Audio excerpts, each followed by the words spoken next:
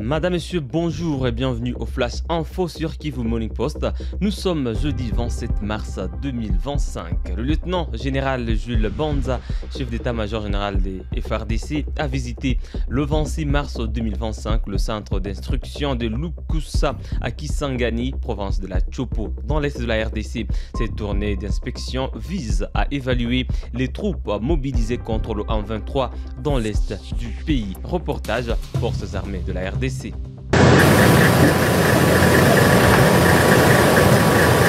À Kisangani, où il est en mission de commandement et de contrôle, le chef d'état-major général du FARDC a consacré la journée de mardi 25 mars 2025 à la visite des militaires en formation. Le centre d'instruction Lukusa est le deuxième site ciblé par cette série de visites. Après la séance de travail sur place avec les commandants du groupement des centres d'instruction centre d'entraînement, les commandants du centre d'instruction Lukusa, celui de l'école des sous-officiers et les cadres instructeurs, le lieutenant général Banza Milambo Gilles a suivi avec intérêt la situation de la formation des militaires présenté par le général Poutela Kourito Bertin, commandant du groupement CIC. Après avoir donné quelques orientations liées aux normes de l'instruction, il a visité les stands des militaires en formation et participé aux exercices de tir.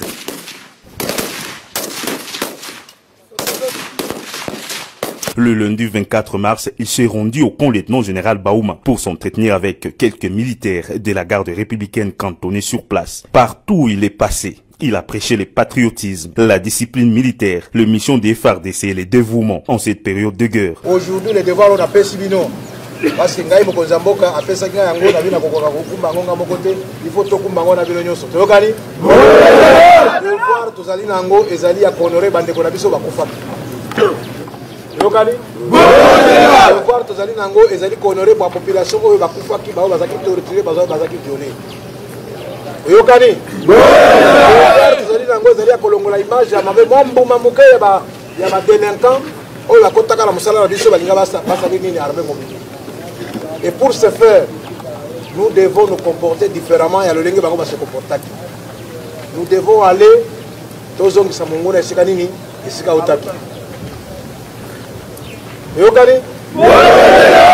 ça l'honneur na mboka na biso, tout ça l'honneur na population na biso, tout ça l'honneur na mokonza mboka, tout ça l'honneur na institution nyonso, tout ça l'honneur na armée na biso. Na boy makambo boka bwana. Lobi na zalaki na garde républicaine boyete. C'est pour dire que nous n'avons qu'une seule armée. Ok? Oui. Si nous avons tous dans le même esprit.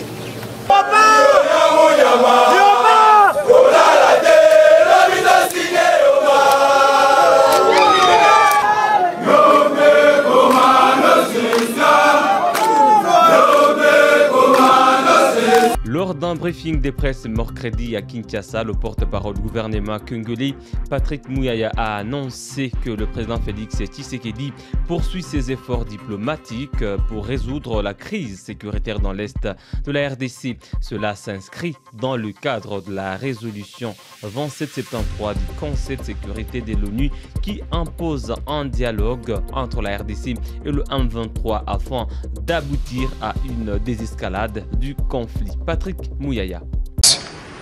Bon, je pense que le ministre des Affaires étrangères angolais a fait une communication au terme de la réunion qu'il y a eu entre le président de la République et le président angolais, son homologue João Lourenço. Je crois que le président est déjà rentré à Kinshasa.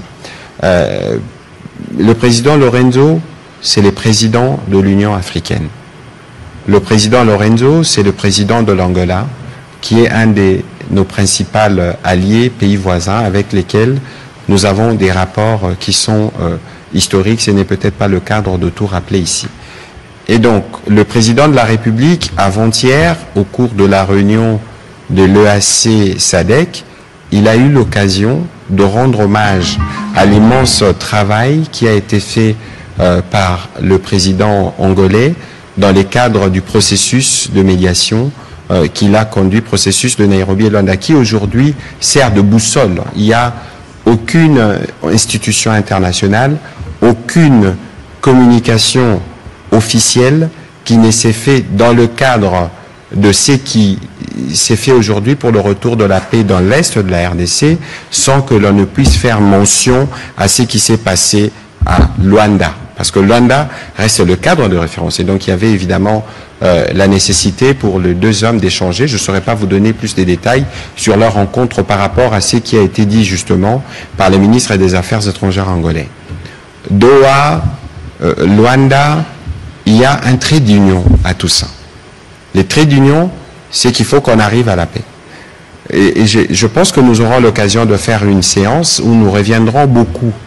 C'est peut-être pas le briefing approprié sur la résolution 2773, mais aussi toutes les dernières décisions qui sont ressorties de tous les processus ou de tous les débats qu'il y a eu autour du retour de la paix en République démocratique du Congo.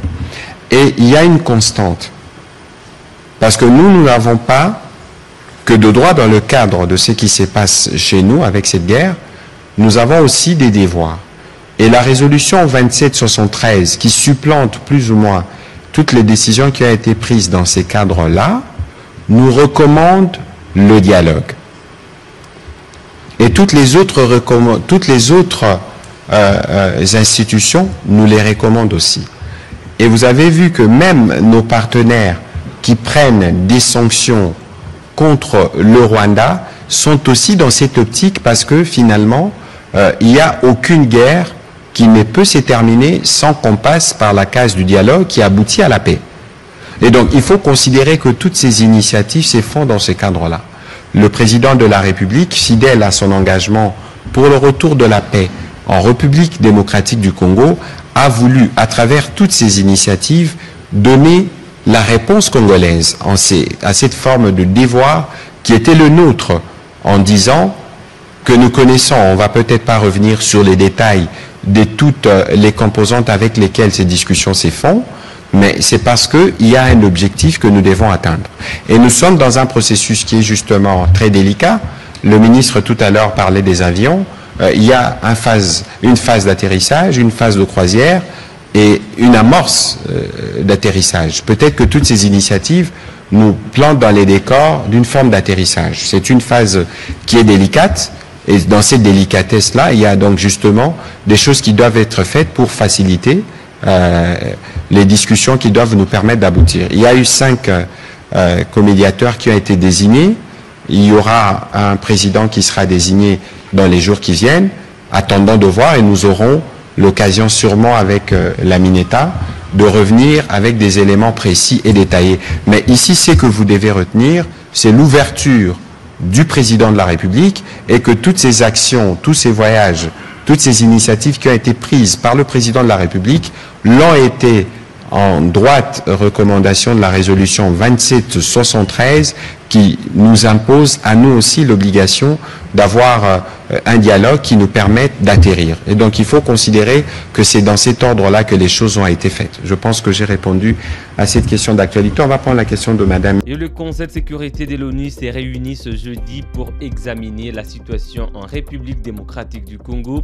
La session débutera par un briefing public suivi des discussions privées. Bintou Keïta, chef de la MONUSCO, présentera un rapport sur les récents développements sur le terrain et un représentant de la société civile sera également présent. L'Angola, la RDC et le Rwanda seront représentés avec la participation du ministre rwandais des Affaires étrangères. Cette réunion intervient dans un contexte de tension entre Kinshasa et Kigali, notamment sur le conflit dans l'est de la République démocratique du Congo et le retrait progressif de la MONUSCO.